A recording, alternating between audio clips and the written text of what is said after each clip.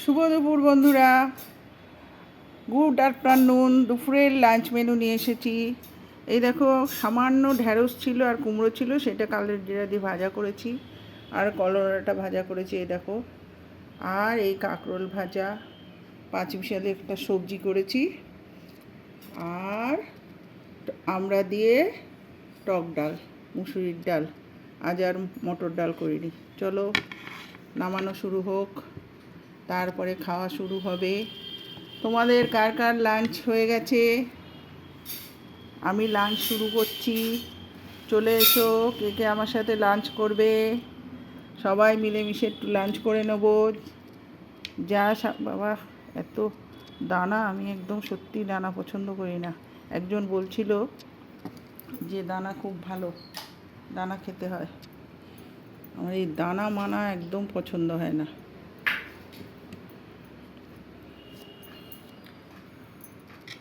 দেখো, দানাগুলো আলা ফেলে দিলাম।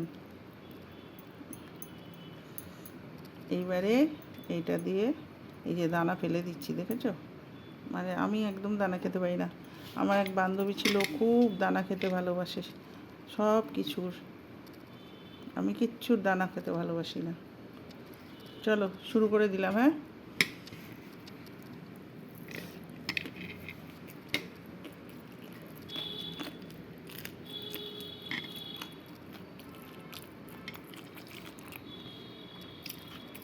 আমার এক দিদি ভাই উচ্ছে দিয়ে কাঁচা লঙ্কা নিয়ে নিয়েছি আজকে। আপনি দেখবেন কিন্তু।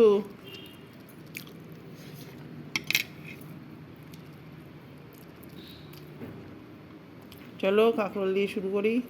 এই যে কাঁকরোলের দানা এখন বের করব। দানাগুলো বের করে চলে এলাম তোমাদের কাছে।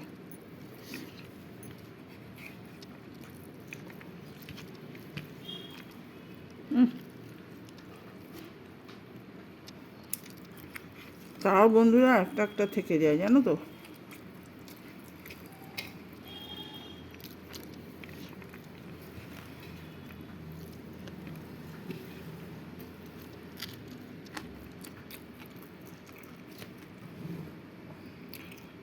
চলো ডাল নিয়ে নিই।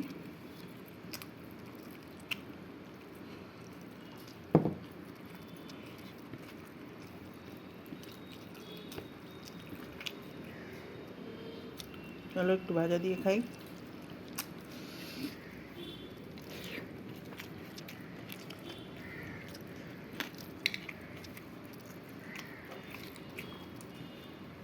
কে কে টক ডাল খেতে ভালোবাসো? আমার তো টক ডাল হলে আর কিছু লাগে না, আলু সেদ্ধ দিয়েই খাওয়া হয়ে যায়। এই ভাজা বুঝি কিচ্ছু লাগে না।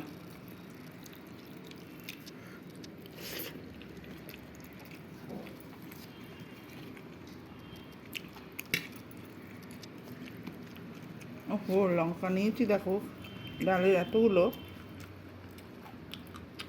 তোমার সাথে গল্প করতে করতে ভুলেই গেছি।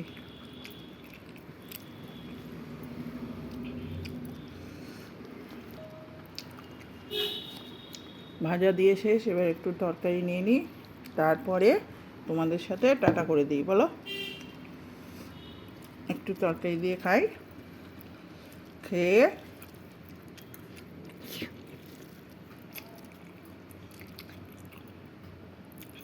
টাটা। সবাই ভালো থেকো, সুস্থ থেকো, সাবধানে থেকো। আবার গল্প করতে চলে আসবো তোমাদের সাথে এইভাবে যে কোনো সময়।